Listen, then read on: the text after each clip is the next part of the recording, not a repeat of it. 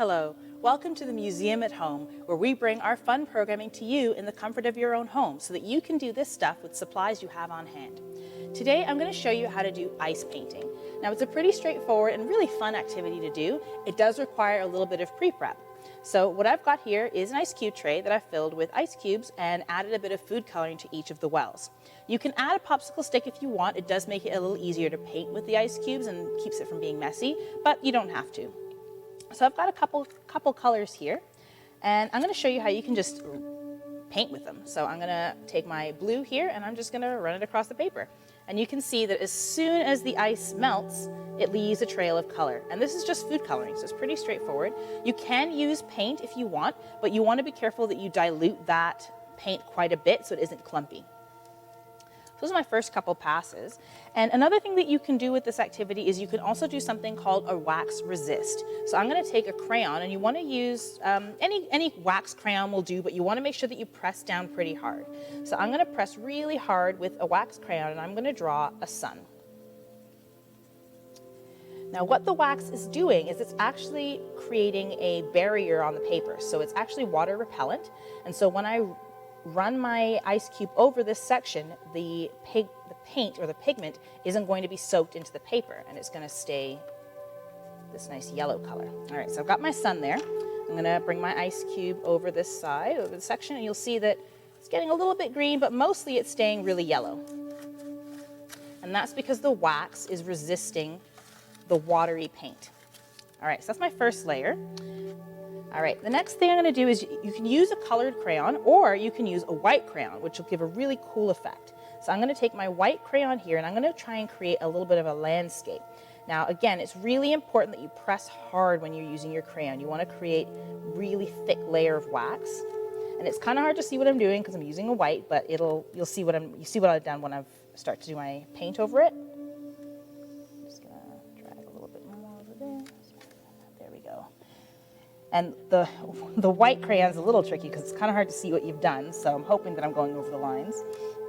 All right, so I've got some mountainy things in the back there, and then I'm going to come in and I'm going to do some flowers at the bottom. So I'm going to create some little tulips at the bottom. Now if you want, you can plan your design out ahead of time. I'm just kind of free-forming it.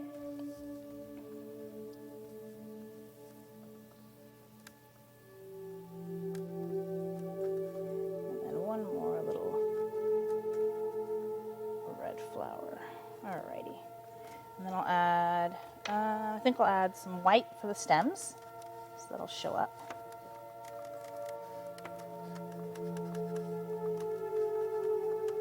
Alright, okay, so let's see what happens. I'm going to take maybe this lighter green. I've got a light green up here. I'll give that a try up at the top. There we go. So I've got my light green, and I'm just running that across. And where I put my wax down, it's creating a nice line for me.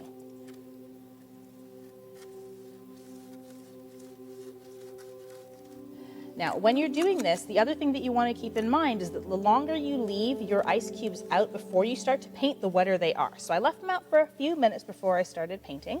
That means I've got a lot of nice water to work with.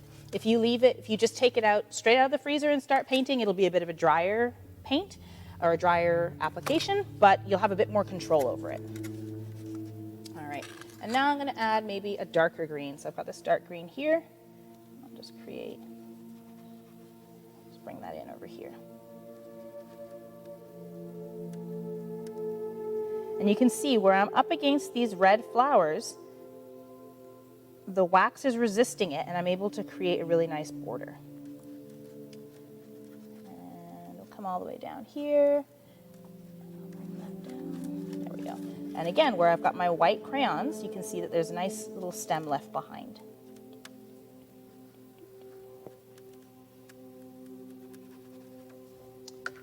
And I'm going to mix up my colors again, see what happens if I add a little bit of lighter green down here.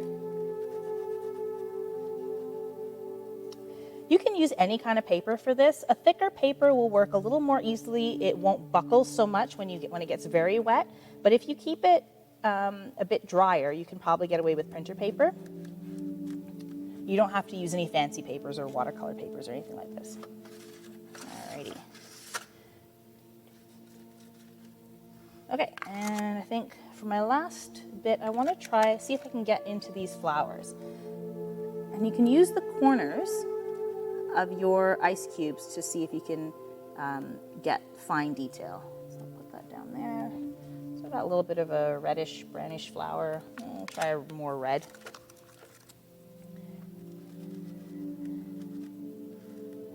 The idea is to have fun, so if it gets a little messy, that's fine too. Alrighty. Okay, all right, so that's kind of it for my little landscape. So I've got some red flowers and a green hills and a green field. I'll turn that around so you guys can see. All right, so this is my little painting. So I used an ice cube tray full of water with a bit of food coloring and a bit of popsicle sticks, froze that overnight, and then it was more or less ready to go. Again, if you want it to be a bit of a drier paint, you can take it out and start using it immediately. If you want it to be a little wetter, I waited a bit of time before I started to use it. You want to leave it out for maybe about 10 minutes or so. And you can also use a wax resist by layering down different crayon colors. So I've got my yellow sun, the red outline of my flowers, and the white crayon here to kind of show the landscape. So that is how you use ice to paint. Thanks so much for joining us. Hope to see you again soon. Thanks.